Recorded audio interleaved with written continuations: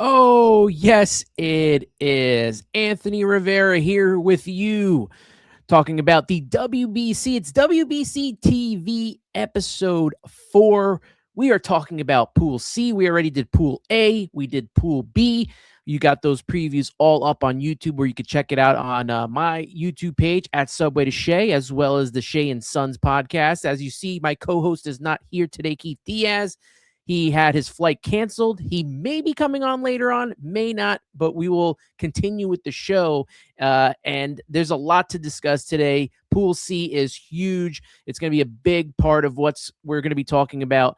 Having Japan come out of there as the defending champions, they are a big part of what's going on, and they will try to, like I said, defend their championship after winning in 2023 against the United States in the final. And here to discuss this with me today is Yuri Karasawa, who covers the NPB, covers Japanese baseball in English, as he puts it. You know him as YakyuCosmopolitan on Twitter, contributor for Japan Ball, Just Baseball, and World Baseball Network. Follow him at YakyuCosmo on Twitter. Yuri, it's great to have you on the show. Like I said off air, follow your content, love the work that you do, and grateful to have you on here to expand on Pool C and maybe some things that maybe me, the audience, may not know about some of these teams here. Yeah, thanks for having me on. And World Baseball Classic time is always exciting. We only get it once every 3 or 4 years, obviously, and it's only a little over a week away at this point. So excited to talk about Pool C. Absolutely. And I want to pull up the tournament format here. I've done this in every episode. As you see, Pool A, Pool B on one end, Pool C, Pool D on the other end. You got Japan, Australia, Korea, Chechnya, as well as Chinese Taipei or Taiwan, however you want to call it. And the winner of Pool C will face the runner-up of Pool D, whereas the runner-up of Pool C faces the winner of Pool D, looking probably like definitely the Dominican Republic. And I assume either Venezuela or the Netherlands is where I am at with those two teams. But when you look at Pool C, Yuri, obviously Japan has to not only be the favorites to win Pool C, but just the favorites overall to win the entire tournament again. I think for Pool C purposes, you compare it to what Japan had at the last W.B.C. It's basically the exact same. You have Chinese Taipei replacing China, but generally they're facing the same teams, and Japan is by far the favorite. They went undefeated last time. They should be able to do that again for the pool here. When it comes to the entire tournament, they are in that upper echelon alongside Team USA and the Dominican Republic. I think on paper, USA and Dominican Republic are actually stronger this time, and therefore the odds-on favorites should be them. But Japan has the experience. They have, won the WBC the most times, 2006, 2009, 2023. So they've defended the crown once before. And even if, and we'll get into this later, this roster may be a little bit weaker than the 2023 one, but it's still one of the strongest rosters in this entire tournament. Now, I'm not going to say which team has the best chance of beating Japan here, but I guess which team has the best chance of giving them the most fit out of the other 4 teams.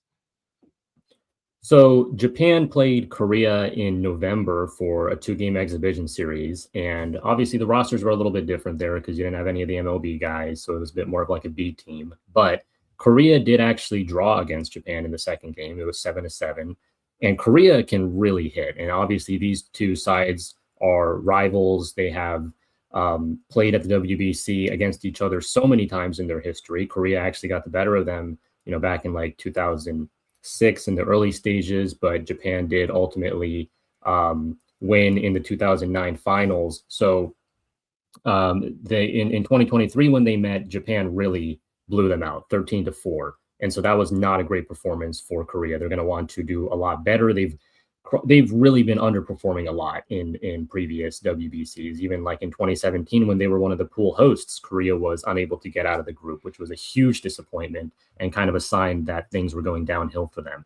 But the team that I think a lot of people aren't really looking at, especially if you're just like an MLB fan, is Chinese Taipei.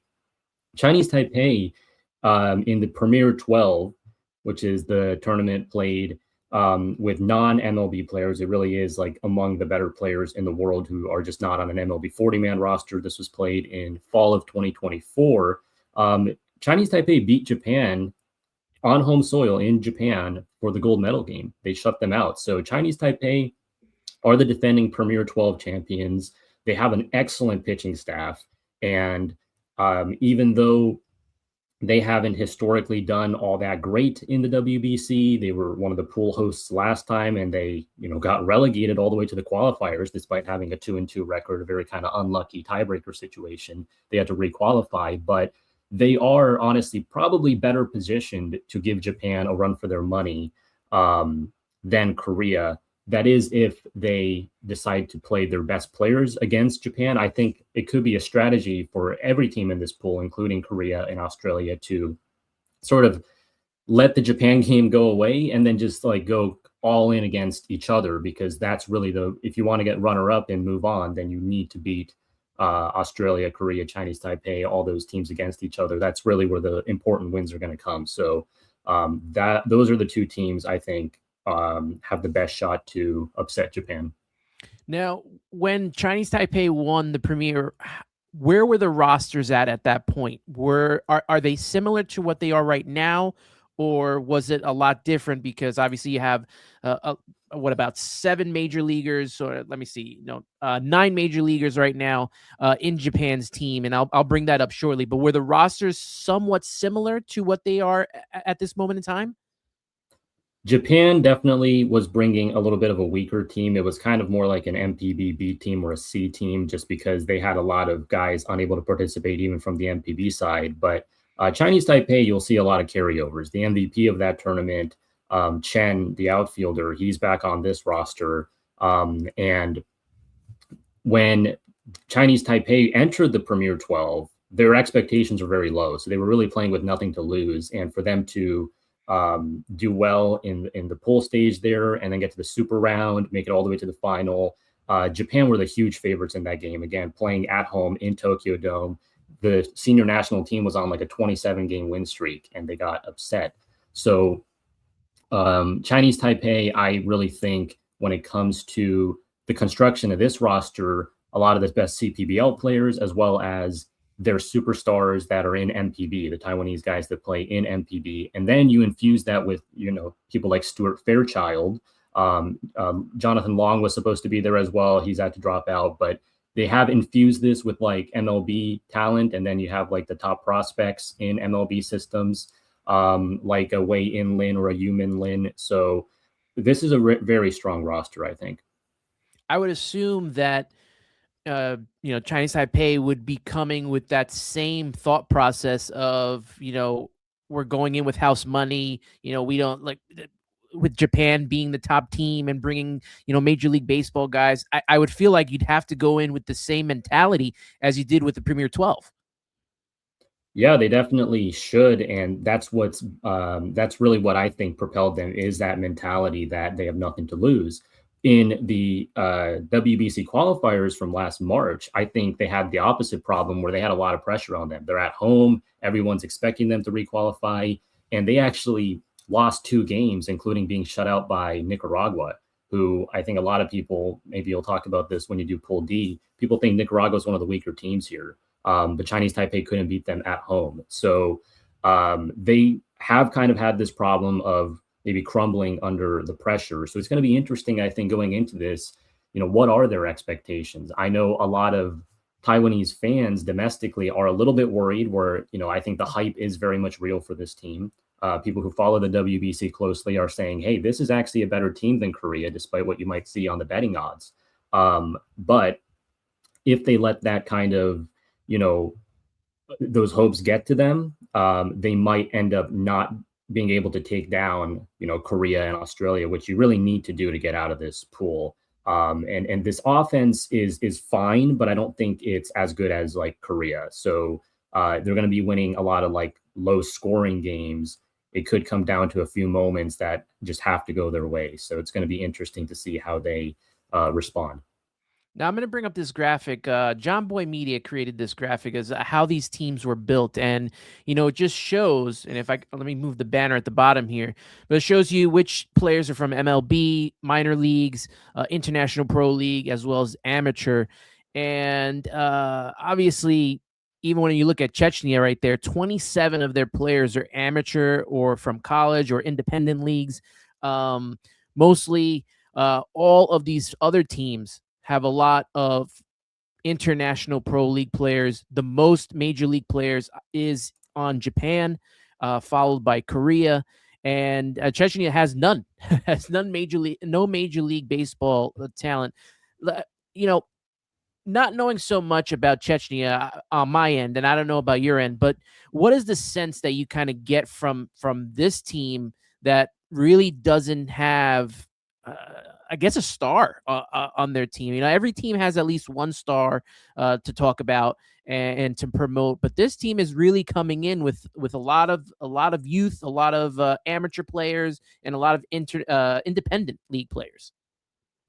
Yeah, Czech Republic is fun because back in 2023, people had no idea what to expect from this team. So many kind of like semi-pro amateur types that, they have to balance their full-time jobs with baseball. So it's obviously like this inspirational story, even from just like outside of the baseball perspective. But I think they played fairly respectably at the 2023 tournament. They beat China to avoid relegation. They played Australia pretty close into the late innings. Yes, they lost to Japan and Korea pretty badly, but even then they didn't get mercy ruled. So that was pretty impressive for them. And I will say this program has, in the years following that last tournament, done a lot of Asian tours. They went to Taiwan, Korea, Japan to play exhibitions. They sent some players to the All-European All-Star team to play against Team Japan a couple of years ago. So they have been building a little bit more in terms of like actual pro high level experience. You have a guy like Marit Kloop in the outfield who made his MPB debut last year. He became the first Czech player in MPB history, got a few at bats, and unfortunately was not re-signed for 2026, but goes to show you like there are some talented players here that can play in high level leagues. You have Terran Vavra, who is in the Orioles system, and it's kind of like a quad A player. He's probably their best talent here in terms of the hitting.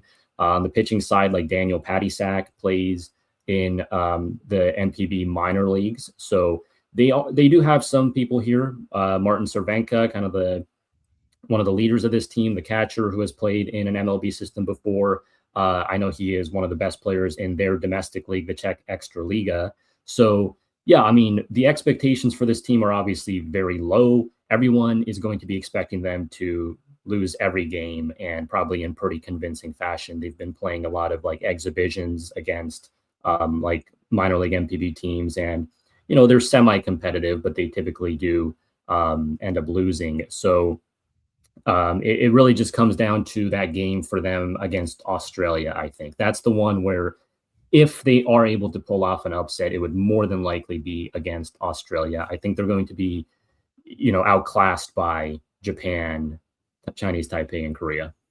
I'm glad you brought up Australia because I feel like that's a good goal for Chechnya to get to that point, because Australia was at that point when they first got into the scene on the WBC. So I feel like that's a good goal for them to achieve and to get to. Obviously not going to be getting into, unless some upsets happen, right? Not getting out of Pool C. Yeah, and maybe we do see those upsets though, because in 2023, it was Australia that got out of this pool, which was kind of a shocker. Everyone said Japan and Korea, these are the two clear-cut best teams. Nobody's looking at China or Czech or Australia. But in that very first game to open the Tokyo pool last time, Australia upset Korea, and then they were able to win the games they're supposed to against China and Czech. Yes, they got blown out by Japan, but that was fine. Australia made it all the way to the quarterfinals, and then they almost beat Cuba. It was a one-run loss to Cuba. Otherwise, they would have had this Cinderella run all the way to Miami. Now, is it going to be easy for them to repeat that kind of success in 2026? Absolutely not. It's going to be very difficult. The pool has gotten stronger with the addition of Chinese Taipei. And obviously, I don't think like Korea is underestimating them anymore now that they've lost to them. But this is a very kind of interesting roster. It's very old. It's very experienced at the international level. Like even just this outfield of Tim Kennelly, who is one of the best players in their domestic winter league, the Australian Baseball League, just retired in the ABL, but he's like having one last hurrah here at the WBC. Aaron Whitefield, former Angel System guy, Robbie Glendenning, like these guys, this has been basically Australia's outfield in all these international tournaments they do, whether it's the last WBC or the Premier 12. And then you add to the fact that they have Travis Bazzana, who was the #1 overall pick in the MLB draft by the Guardians a few years ago. So that's a super talent. He made his Australia debut at the Premier 12 and did well. Jared Dale is now in the KBO, so he's another like fairly competent hitter. Obviously, Curtis Mead has some MLB experience. And the pitching will be an issue for this team. They don't have that many frontline guys. It's just kind of like a giant group of probably matchups based things where you saw this in the Premier 12, actually. They'll just throw like 10 or 11 guys in a game, just kind of matchups based and just hoping, some guy can get hot and get a lot of outs for them. So it is going to be a challenge for them to navigate a lot of these better lineups like Japan and Korea. But I think, I look at like Ulrich Bojarski, who puts up great numbers in the ABL, Alex Hall, Rickson Wingrove. The bats here are pretty legit. They're definitely not going to get crushed by like Korea or Chinese Taipei, and they should be able to handily beat Czechia. Well, I want to get a little more in depth with you with the roster, so I'm going to bring up each and every roster, and we'll look at them and break them down. We'll start off with Japan here and get them involved here first. So let me just share my screen. And Japan, there we go, Japan. So we got the Japan roster up here. I know there was a change the other day. Yuki Matsui is now out with an injury, and they brought in Yumeto Kanemaru onto the roster. Tell me a little bit more about this, these two changes in pitching right here. Yeah, so they've actually had to change 3 relievers with Daichi Ishii, Kaima Taira, and Yuki Matsui now. So since they first announced that roster, that's a pretty significant number of changes they've had to make. But I will say, like, pitching depth is Japan's strength. You can make the case that this staff is not as good as 2023 because that team was just so special. I think it will be remembered in history as one of the best pitching staffs Japan's ever assembled. They had Roki Sasaki at his absolute peak when he was like a unicorn. Yamamoto was looking awesome. Shota Imanaga was entering his prime. Yu Darvish and Shohei Ohtani were healthy. This time, it is a rotation that includes Tomoyuki Sugano and Yusei Kikuchi, who are MLB caliber players, but just they don't quite have that same name value. So they will be relying on a lot of the MPB top end guys. And the manager, Hirokazu Ibata, has really relied on a lot of young starters who will be pitching in different roles, like 1 inning relief, maybe like a follower, like a 3 inning relief. They're going to be out of their comfort zone a little bit, but they are going to be very heavily leaned on to carry Japan, which, to be fair, in 2023, those MPB type guys did have a big impact as well, which you probably saw in the final against USA, where they piggybacked like 7 guys, and it really worked because I don't think the USA bats had seen a lot of these pitchers before. Yoshinobu Yamamoto is coming off of one heck of a season with the Los Angeles Dodgers. I mean, just watching him in the World Series pretty much pitch his butt off to help this team win it all. And now is coming back again to help Japan in this tournament. How important is he in leading this rotation and just being that, I guess, that leader and figurehead of the pitching staff? I think it's more important than ever because, as I said, last time they had like 3 or 4 guys they could really rely on as top, just superstar caliber starting pitchers. And this time, Yamamoto is kind of in a league of his own. He's one of the 5 best pitchers in the world. coming off that unbelievable World Series performance. He is going to need to make two really good outings in this tournament. He's probably going to get the opener against Chinese Taipei, and then you would expect him obviously in the knockout rounds. Maybe then he's able to come in relief or something if they make it to the finals or something like that. But yeah, I mean, for him to set the tone, it's going to be incredibly important. He was kind of like the number 4 last time. He ended up getting the 4th game in the pool against Australia. So he was, despite being even then, like reigning MVP, Sawamura Award winner, Triple Crown, like he very much, everyone knew this guy was legit back then. But Japan, because they had Ohtani and Roki Sasaki, they did at their best. They didn't really have to lean on Yamamoto that hard. This time, very different. Yamamoto is the focal point of this entire staff. It just shows you how deep Japan's roster has just been over the years, and in 2023, which pitcher should we, outside of Yamamoto, Kikuchi you mentioned already, major league talent, Sagano as well, which of these pitchers should we be looking out for outside of those 3 and really honing in on? So Hiromi Ito is probably the one guy right now in MPB who will get a start in the pool. He projects to be getting the game against Czech in the pool play. Ito pitches for the Hokkaido Nippon Ham Fighters, coming off a Sawamura Award as the best pitcher in MPB, led the league in innings and strikeouts, big workhorse, lots of pitches, super deep arsenal. I always liken him to like a Yu Darvish 2.0. That's the kind of talent this guy is, and you might see him in MLB in the near future. I think Ito is going to be very important for this team's success. And then Hiroya Miyagi as well, one of the best left-handed pitchers in Japan. Not sure what kind of role he's going to be in. It could be like, because he's a lefty specialist in a way, just carves up lefties. You could just see him thrown out for 1 inning against just like lefties. You could see him do multiple innings, like 3 or 4.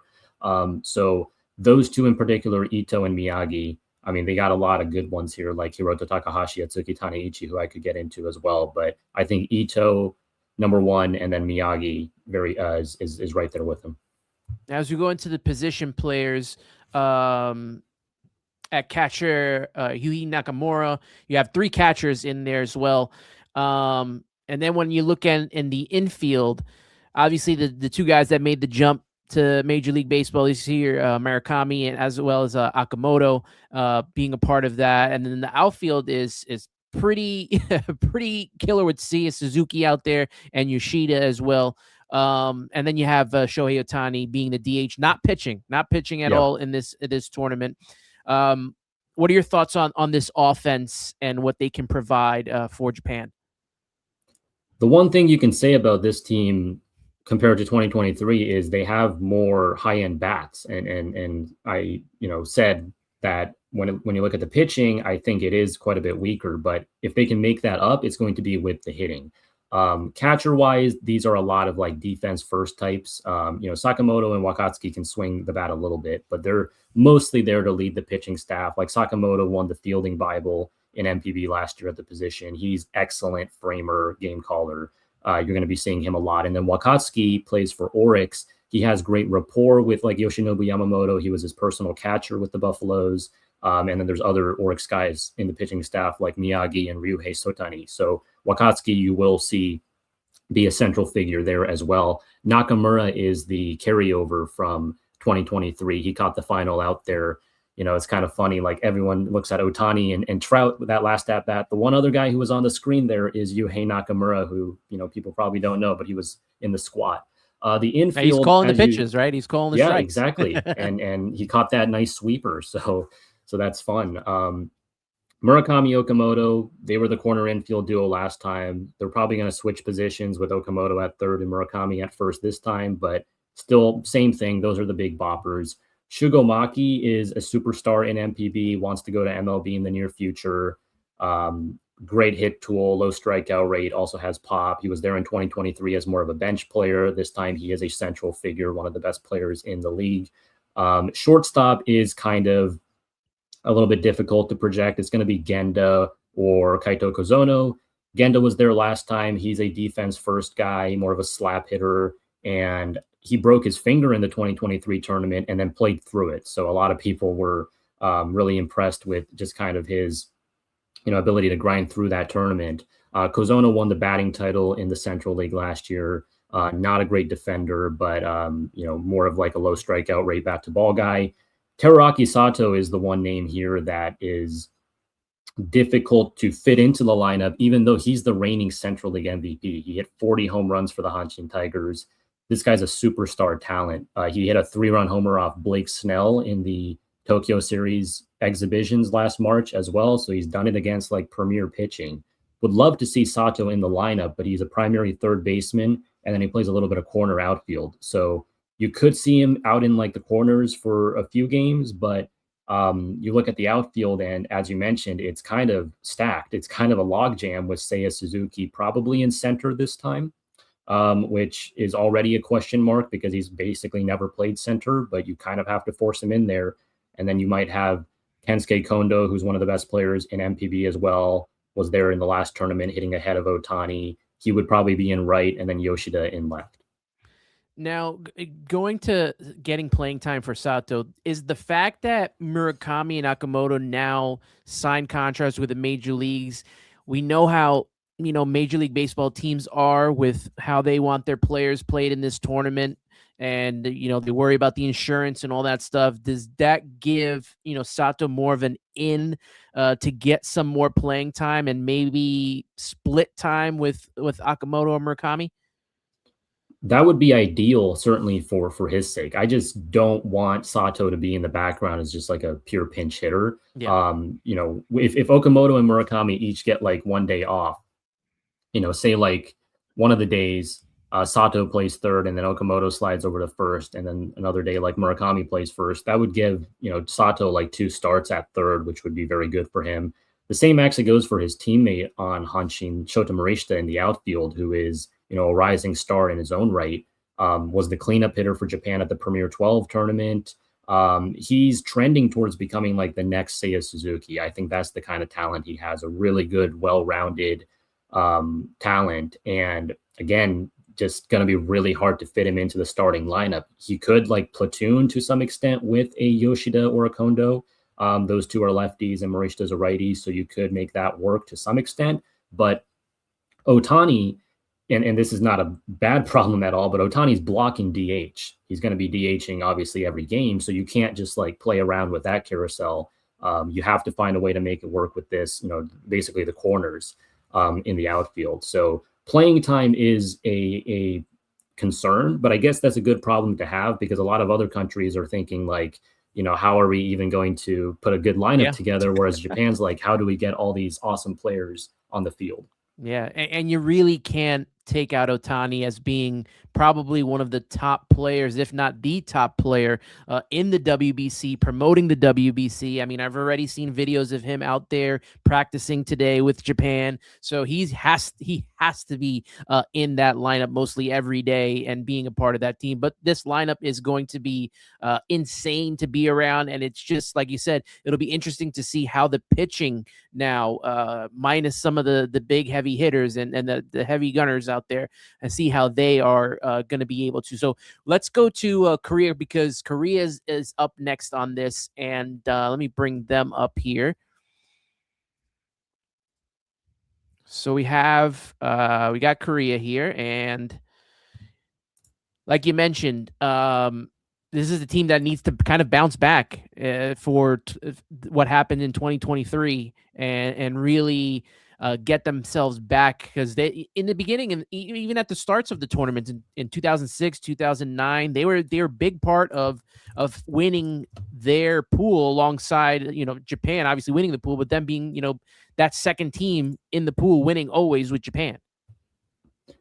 Yeah, and one of Korea's fatal flaws in, recent international play, as well as just in their domestic league, is the fact that their pitching's kind of crumbled. If you look at just like the top pitchers in the Korean baseball organization every year, it's a lot of foreign names. You don't see a lot of Korean domestic guys. And I think they've had like unlucky things in terms of having guys drop out, in terms of guys being ineligible because of, off-field issues.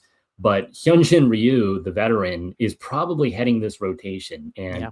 Hyunjin Ryu is an absolute legend, one of the best pitchers in Korean history, obviously did well at the MLB level as well with the Dodgers and Blue Jays. But I mean, he's approaching 40 years old at this point, and if he's heading your rotation, that brings to question like how deep is this pitching staff? You have people like Ben Guak, Young Pyoko, who's kind of like a submarine guy. They've been decent at international play before, but they're not really blowing you away in any way. Dane Dunning, obviously, and Riley O'Brien, players of Korean descent, they could very much factor into this staff. Woo Suk Go also got signed a couple years ago to an MLB on the MLB side of things with the Padres, and he's been bouncing around the minors. But the pitching is going to be very much a weakness for this team. They're going to have to out hit opponents. And the bats, as we'll get into, are very legit. So maybe they can do that. But if they don't, then once again, I think the unraveling of this team is going to be they just don't have any kind of like high end pitchers. Yeah, Dane Dunning is more of that, 4-5 type starter. He does have experience in the postseason with Texas and winning the World Series with Texas, but yeah, like you said, if Ryu is the one leading this rotation, and by all merit, probably should be. It's just that age catches up at some point, and when you're in a young pool, and you have that one superstar team, and then you have a bunch of young teams trying to vie finally to get past in pool play, it's going to make it tough for Korea to get past. And I'm pretty sure they're going to have a lot of pressure just because of the fact that how they finished in 2023. Absolutely. And, they don't even have like Kwang Hyun Kim anymore, who, had a season with the Cardinals and is one of the better pitchers in recent Korean history. He was known in international play as the Japan killer because he always pitched really well against Japan. But he is not on this team. I think he's retired from international play. So, yeah, it's going to be interesting to see, like, other than Ryu, if any of these guys can really give them length. Again, I think somebody like Ben Guak has pitched well in certain international tournaments before, so it could be him. But I'm not that familiar with a lot of the bullpen pieces, and I think that's just because, quite frankly, they don't really jump out. Yeah. They haven't caught my eye at previous tournaments or in the KBO. Now, when you look at the position players, and you mentioned their offense being a lot stronger, who stands out for you when you look at this offense? This is a really fun offense because I think, unlike Japan to some extent, they have both pop and speed. You have Hae-Sung Kim, who obviously is now a pretty good role player with the Dodgers. We'll see how he does in 2026. You have Do-Young Kim, former MVP, who is a young superstar third baseman, can almost had a 40-40 season a couple of years ago. Siwon Rowe is another big power guy. Ju-Won Kim, potentially playing shortstop, is really fast, had 40 plus steals this year, great defender. And then the outfield, I mean, is quite frankly stacked as well. Like Jung-Hoo Lee is, I would say, the best player on this team. Certainly like the focal point as one of the better Korean players to come over in recent years now with the Giants. Hyunmin On is an absolute beast as well. Put up excellent numbers in the KBO last year as like a 22-year-old. So he is a rising star. And then like Jamai Jones, who, did really well in a smaller sample for the Tigers last year. So I don't think they're going to really have many problems putting runs on the board. I do think it sucks for them that Ha-Sung Kim got hurt off the field injury a couple months ago that is ruled them out for this tournament. If they had him, then I mean, like, they are kind of stacked at every position. But I still think, with the MLB guys like Lee and Kim, Jones, plus, Do-Young Kim, Hyunmin On, like, this Korean lineup is going to be very exciting. Jung-Hoo Lee with the San Francisco Giants. had an okay first season, 2024, way better in 2025. Now getting comfortable being in the major leagues. This is going to be an offense that gives teams fits, but it's going to have to be, I guess, the pitching that you can only score so many runs if the pitching is giving up a lot of runs. We'll see how it comes out for them and how they pan out here. Now we'll go to. We're going to go to Chinese Taipei here. Let me bring them on the screen.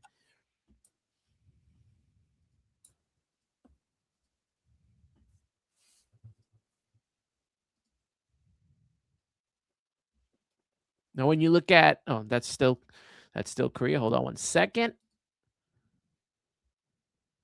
Let me get up here. Chinese Taipei.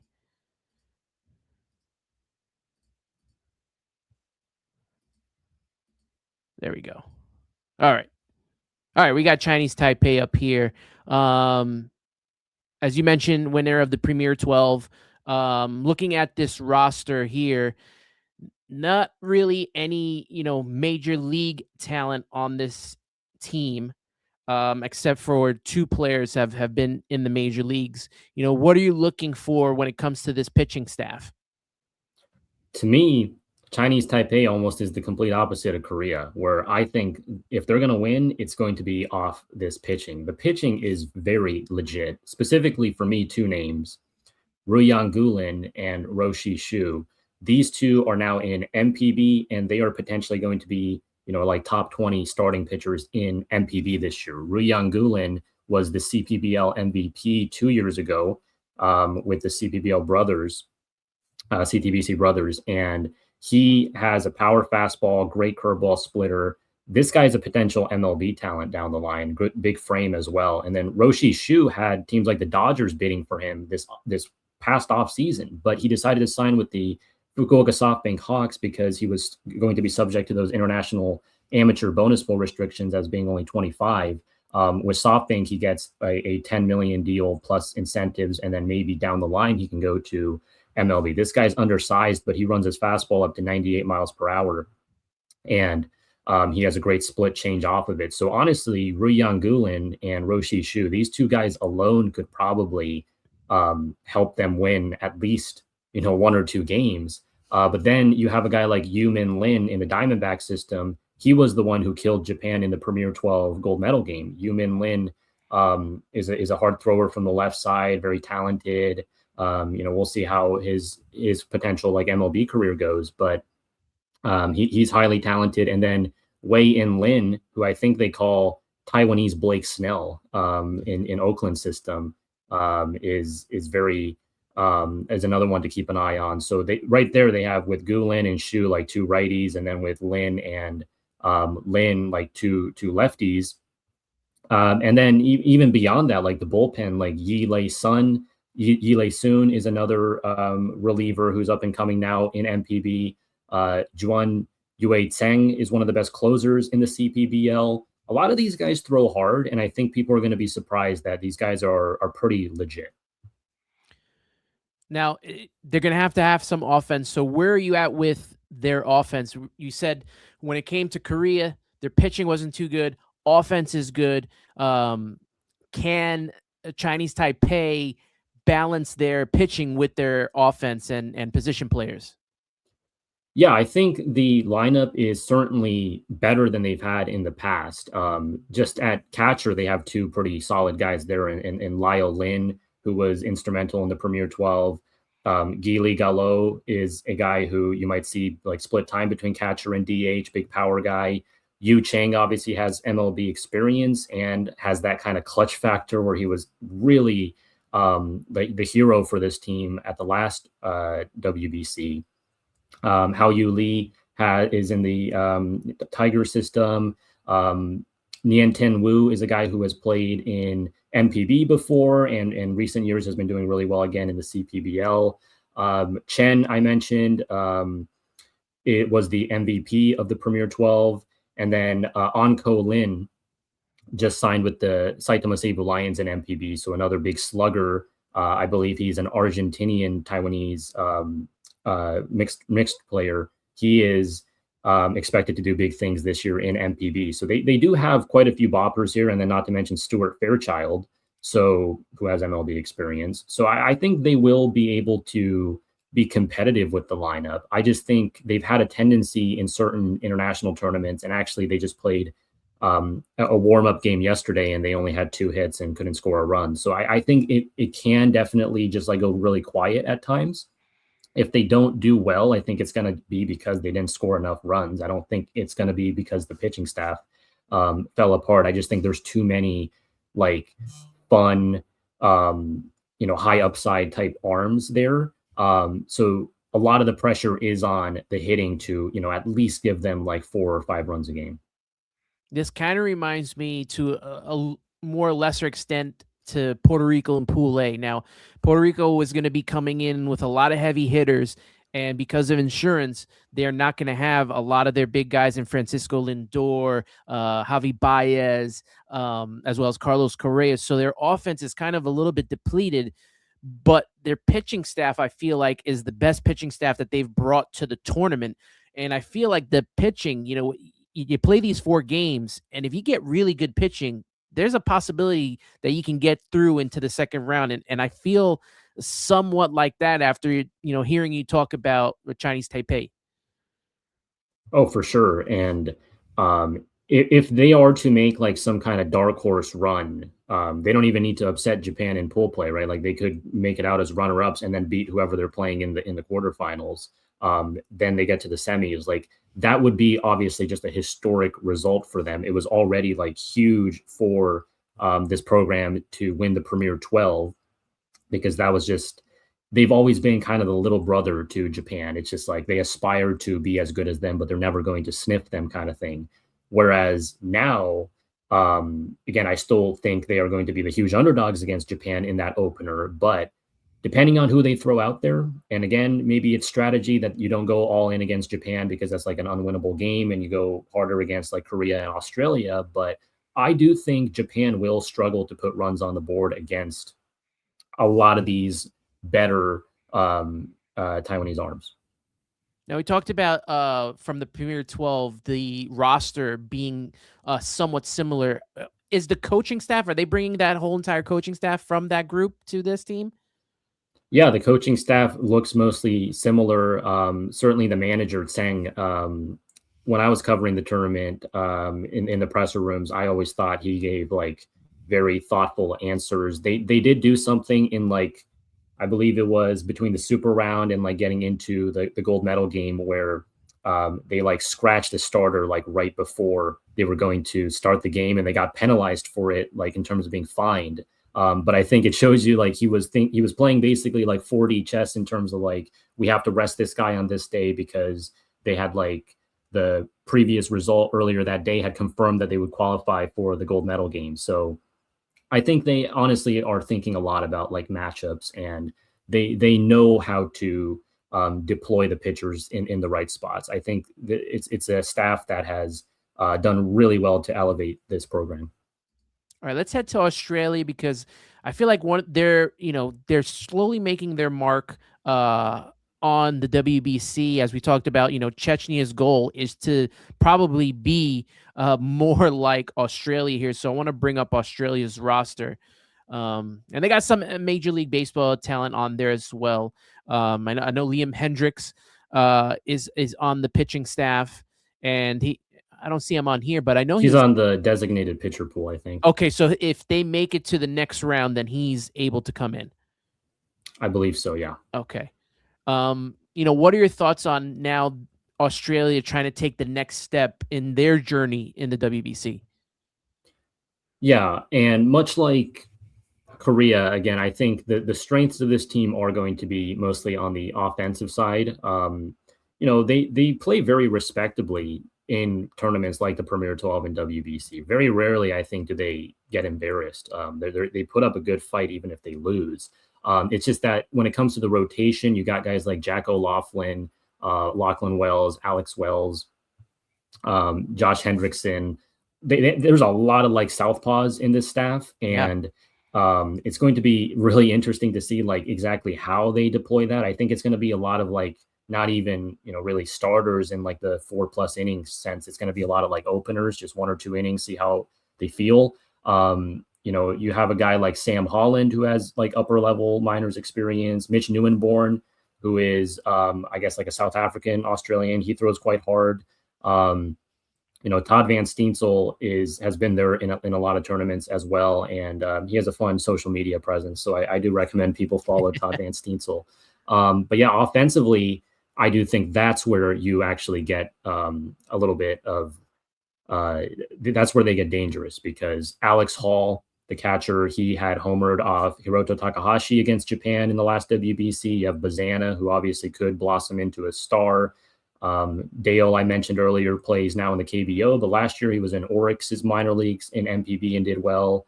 Rickson Wingrove, dude is a tank. I mean, he hits a lot of homers, especially like when I watch him take BP. That dude can really hit the crap out of the ball. And then, Max Durrington, I think, is one of the younger players on this roster, because you have, besides like him and Bazana, it is a lot of guys who have been there, done that type thing. I mentioned with like Kennelly, especially the captain, who's been there in so many of Australia's appearances in the past. Ulrich Boyarsky, another guy who has some pop. So yeah, I mean, I think, teams like Korea, when they face Australia, I kind of see that game becoming a slugfest. I think last time it was like a 5-4 game, I want to say, but I can definitely see that game getting up to like, 10-9, just based on both of them have clear weaknesses in the pitching, and they're going to have to get really lucky with like matchup space stuff and just one of the guys having like a really good day. Otherwise, these bats are very they can definitely hurt you. I think this is a big tournament for, and I don't want to put a lot of pressure on him, but Travis Bazana, I think this is huge for him. He could become a star for Australia, and you already mentioned him being, an overall #1 draft pick. This is a big opportunity for him to showcase himself in a major tournament, in a major international tournament, and I really look forward to seeing him in that lineup. For sure. And when you look at, again, the rest of these Australian guys, you'll notice, even with just like them having the photos, the portraits with the Australia hat on, those guys, they play together a lot. Like anytime they do an exhibition or they do, like a smaller tournament, they're all there together. But some of these MLB based guys like Bazana and Mead haven't always had that opportunity. So bringing them in and then integrating them and then having them supplement what could be, if they do it twice in a row, right? If they have back-to-back tournaments where they are able to pull off a miracle and get to the quarterfinals, that's going to, at that point, no longer be like underdog type stuff. Like Australia will fully say, hey, we have arrived on the international stage. This is not a, pushover team anymore. And they train in Japan and have a good relationship with a lot of like, MPB teams. Like MPB teams often send their younger players to play in the ABL for winter ball. So they have got competition like that before. The manager, Dave Nielsen, also a former MPB player, has a close relationship with Japan. So yeah, I think Australia is going to be fun. Like I'm just very curious to see how their form is this time around. Last time you could say it was like the best they've ever had. So we'll see. Like they could go, 2-2, they could I think 2-2 even would be like a good result for them. Maybe they can win on a tiebreaker or something and sneak through. All right, last team up is Chechnya here, and like we mentioned, they don't have anyone in the major leagues. A lot of amateur players are going to be on this team. And to be honest, I don't know too many players on this team, but I know that you've mentioned some earlier on. So let's kind of like rehash some of the players that you've mentioned from the staff and the lineup here. Yeah, from what I can see, it's a lot of carryovers from that 23 team. Andre Satoria, another guy people should follow on social media. He is a real soft tosser. It's like under 80 miles per hour. But I remember Masataka Yoshida mentioned this was the hardest guy like I've ever faced, because he has never seen like at a professional level, like a guy who throws basically what feels like all changeups. So he caught him off guard for a few innings there. And, Martin Schneider was also good in that tournament. And then I mentioned Daniel Patisak, I think, is one of the better pitchers here. He has been in MPB's minor leagues in terms of pitching for a team called OY6. So he's gotten competition against like decent level competition before. And I think with Czech, it is going to take a lot of, things going their way. They have to win a lot of close games. Like when they beat China, they were down late, and then they had this clutch 3-run shot that, just sent their whole crowd into a frenzy because they guaranteed themselves a spot in this tournament. And I think it will be tougher for them to get that kind of win this time because there's no, clear-cut team on their same level this time. Whereas China and Czech last time were kind of a toss-up. But lineup wise, again, a lot of these guys, when you just consider how they play in the Czech Extraliga, are very good. Cervenka, Mensik, Music, Murray Kloop, I mentioned, is now he's going to Mexico this year. So again, that's among higher level competition. Willie Escala, I recall, was the one that got hit by a 100-mile-per-hour pitch by Roki Sasaki in the kneecap. So there was a nice moment after that game with Escala and Roki Sasaki. Roki Sasaki gifted him some candy to apologize for hitting him in the kneecap. And then, I said before, Vivera is probably one of the, focal points of this lineup just because he does have MLB experience. Ryan Johnson as well, a Canadian who could help out. I think they were probably hoping to get a few more. Like that last time they had like Eric Sogard. Like they probably wanted to get more like Americans of Czech descent that could have helped push them over the top. But again, it's all like part of the journey for this team. Like they've done fairly well. They're among the better European programs at this point. They've been slowly on the up. They have a good relationship now with teams like the Chibalote Marines, where they do like coaching exchanges. So, it's going to be a gradual process, but they are getting better. I kind of like the fact that this is the one team that does not have any major league. One of the teams that does not have any major league talent in there. I like that. I think that's a good way for this group to come together. Like you mentioned, Australia always playing together. This group here doing the same thing, and the fact that they're starting to go. You mentioned one going to play in Mexico, and I think that experience is good for them as they get ready for tournaments like this. And to experience these things, I think that it's perfect for a team like this, and they should be a lot of fun. Yeah, and it's good that for like the W.B.C tournament, I think that so many of them are actually born in their country, Czech. With no shade at countries like Italy, but it is a lot of Italian Americans. And I know the Italian Federation has said like they would love to integrate more, Italian-born players from their Italian league. But when there's like prize pools tied to how well you do in the tournament, it's hard to pass up on a lot of these kind of like, Italian Americans or players of descent who are eligible. In Czech's case, and I think you can say this about, like Brazil and stuff as well, if they do well, it is purely based on the strength of their domestic program. It is purely based off the grind that they have put in over the years, doing things like the European Cup and traveling throughout the off season on limited budgets to do these, exhibition tours against like Chinese Taipei and Korea and Japan. So if they even have like one game that's like close and competitive and memorable, like last time, that's a huge win for Czech. And I'm sure their TV media is going to be picking up on that kind of story. Now, before we wrap up the show, I want to go through some Pool C predictions with you. So I want to get, obviously, your two teams that are coming out. I would assume Japan being number one. I mean, how could you go against that roster, even though, you said that the roster is kind of a little bit weaker than it was. I still, the firepower, I feel like is still too much.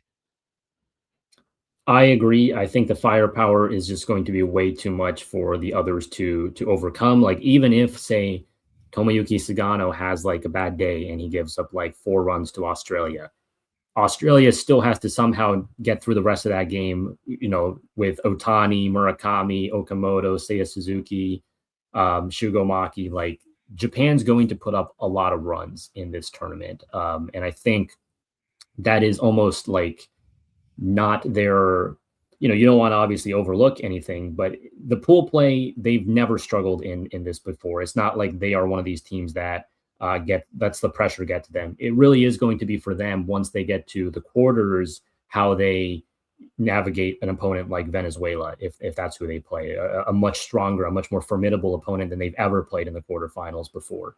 So for the runner up, I honestly think I would say it's like, I would go 40% Korea, 40% Chinese Taipei. I think those two teams are right there. And then I would give like 20% to Australia as well in terms of like probability. I think if you look at like the betting odds on MLB side of things, everyone thinks Korea because they know some of these players like Jung Hoo Lee and Hae-Sung Kim, and they're obviously a better program. They have done, they've produced a lot of MLB talent. People remember them from previous WBCs, like when they made the final in 2009. But we do have to keep in mind they have underperformed so much in recent WBCs. And when I see them, even in exhibitions in recent weeks, they are not necessarily, inspiring confidence. I just think that it would be really like important for them to advance here. It would be kind of like them turning the page and saying, hey, we're back on a similar level, at least to Japan. But I would say Chinese Taipei, I think, is the team that's going to move on here as the runner-ups. They have a lot of talent, like I mentioned, both in CPBL, both in major league systems, and in Nippon professional baseball. So I think their pitching is going to be able to get it done. But at the same time, it would not shock me if they are, not able to kind of rise to expectations and they end up as like third place. Yeah, I'm definitely, obviously Japan number one for me. I think they're definitely going to be going in. To me, just give them a bye and let these four teams go at it for that final spot. And originally I did have Korea as my second team here. And now talking with you, like I'm feeling more of the Chinese Taipei, not just to go along with you, but the whole entire conversation that we've had, with what's going on with Korea and the fact that they have underachieved kind of to a similar extent of what happened with Dominican Republic in 2023 when they didn't get out of their pool play. They underachieved, and I'm pretty sure they are looking to get back. But with that brings a lot of pressure, and they don't have the optimal lineup probably and pitching staff to get them through. And I really feel like pitching is super important in such short tournaments like this, short series. Pitching is super important. And I think I got to go with you. And I think Chinese Taipei is going to be that second team. I'm very interested, even just to see how the rest of the pool plays out, how the rest of the three teams finish, whichever three teams those are. I'm very intrigued by how they end up in this, which is a pretty, a pretty solid pool to me. Pretty, minus having Japan in there. This feels to me more evenly matched, kind of like of what Pool A is, of these teams kind of battling it out for those two spots. Yeah, I think it is very much compared to 2023, a lot more balanced. And, again, a lot of MLB fans will look at the pool and be like, hey, Japan has kind of a easy road here to the next round. And maybe they do. But I think for these other teams, it is very competitive. And none of these teams are really pushovers. Even Czech, I think, again, they're not going to get mercy ruled in more than like one game. I think if Korea had maybe one or two of their, top like KBO starters, at their best, I would probably pick them because I still think in terms of talent, in terms of upside, in terms of these superstar hitters, like Lee, Hyunmin An, and Do Young Kim, there's more there than what Chinese Taipei can offer. But as you said, pitching is so important at these kind of tournaments. And Chinese Taipei is just deep. They have like 5 guys who can genuinely give them 3 or 4 shutout innings. And so I just think they have a little bit more to play with. They have just a lot more resources there in terms of managing like pitch counts, because you obviously have to do that at this tournament. It's not like you can just throw one guy out there every single game. There's more depth there, and I just worry that like, one thing I will say is Chinese Taipei, their first game is Japan, so if they they should lose that. That puts a lot of pressure on them to obviously just win out from that point on. That could like mentally affect them, but I am not that confident that like Korea's beating Australia again this time. They lost to them last time, and I think Australia is going to go into that game with a lot of confidence and sort of belief that they can do it again. And if you lose to Australia, that really is going to make it hard for you to advance at that point, because that's already two losses, and then you have to kind of rely on a tiebreaker. Chinese Taipei is bringing in the most momentum, winning the Premier 12, having this strong pitching staff, bringing back the coaching staff in that lineup. They're going to have a lot of momentum going in to Pool C. Yuri, man, this has been a lot of fun having you on here. Definitely got to get you on again to talk more NPB type players, and maybe towards the end of this tournament have you on again and discuss, if Japan makes it all the way to the final, and see who else gets out of Pool C as well. But let everyone know where they can catch all of your work, social media, all of that. Yeah, I appreciate you having me on. It was fun to kind of break down the entire rosters in a little bit more depth than we can usually do. You can find me on Twitter at YakyuCosmo. That's where I do most of my reporting. And then you can find my links to written works for Japan Ball, the World Baseball Network, and Just Baseball. And I also have a website, YakyuCosmo.com, if you want to look at some advanced stats from recent seasons in Nippon professional baseball and sort of, project like how these guys are going to do in the W.B.C or perhaps in future in Major League Baseball. And you're going to be able to find all this information in the description of this show here. You can follow me on X, Instagram, and TikTok at Subway to Shea. You can follow me personally at Ant Rivera 86. Subscribe to the Subway to Shea podcast on Apple Podcasts, Spotify. And if you want to be a part of the chat and conversation during live streams, you're doing that on YouTube. And YouTube, Subway to Shea's YouTube will be the home for W.B.C content, W.B.C TV. Appreciate everyone for tuning in. For Yuri, for Anthony Rivera, this has been a lot of fun. We will be doing Pool D coming up next. Appreciate you all. Thank you so much. And everyone have a good night.